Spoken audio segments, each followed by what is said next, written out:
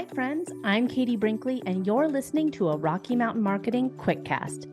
These bite-sized episodes are released every Thursday and are going to give you the latest news and tips in the world of social media that are happening right now. Let's dive into today's Quickcast episode. Welcome back to another Rocky Mountain Marketing Quickcast.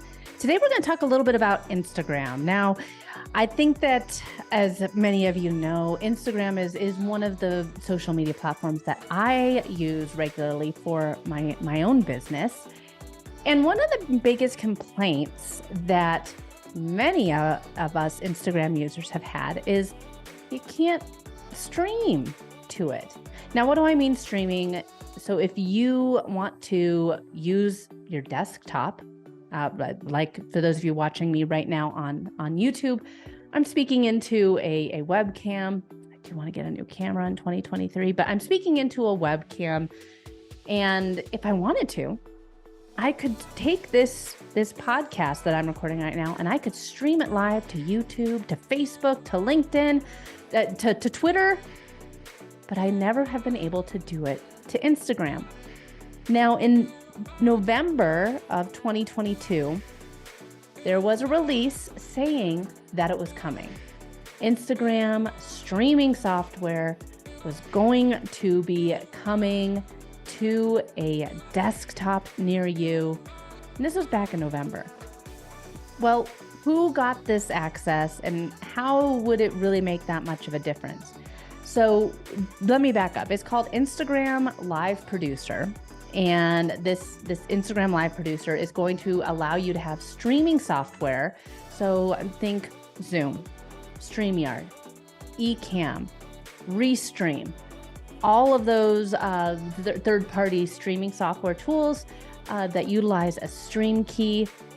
You could start using that for Instagram. Now, back in December, I opened up my Instagram on desktop and I had a fantastic little message at the top saying I could now stream via desktop utilizing a stream key. So anytime that you want to go live, broadcasting live with streaming software, you want to make sure that your video meets the certain specifications. One thing that's different with Instagram versus all of the other platforms, so Facebook, YouTube, LinkedIn, is that the aspect ratio is different than it is for those. So if you think about it, when you're watching Instagram on your phone, you're holding it vertically. That is the preferred or the recommended aspect ratio for you going live using your streaming software. Most of the time, it's the landscape mode on Facebook, LinkedIn, YouTube. So that is something that you'll have to look at when you set up the streaming software and the stream key. You also want to make sure that you have your resolution set pretty high of like 720 by 1280. And you'll want to have your audio set up for stereo. So you'll want to know which streaming software you're going to be using. You can't just open up your desktop and go live using the webcam. You do need to use that streaming software and put in the URL, which will be your Instagram URL, and the stream key. So it is very clear on how to do all this when you are on a desktop and you click that you're ready to go live and stream live from desktop. It will then give you a key that populates and you just copy and paste that key into this third-party streaming software. Then you'll just click go live and a piece of the title. So you'll want to have a title for your video. You'll put a piece of your title there. As with Instagram Lives, you can always either go in practice mode or public mode, and you will be able to broadcast live using a good camera to all of the platforms if you want to, and get more eyes on your content. I've seen a lot of people going live using a StreamYard or Ecamm on a regular basis, talking into their webcam, and then they set up their phone just off to the side so that they can kind of go live on all the platforms at the same time. This is a huge deal because you're no longer going to have to use your phone and just hope that your audio sounds somewhat decent as you're going into all the different social platforms. So You still get the comments that will pop up through a live.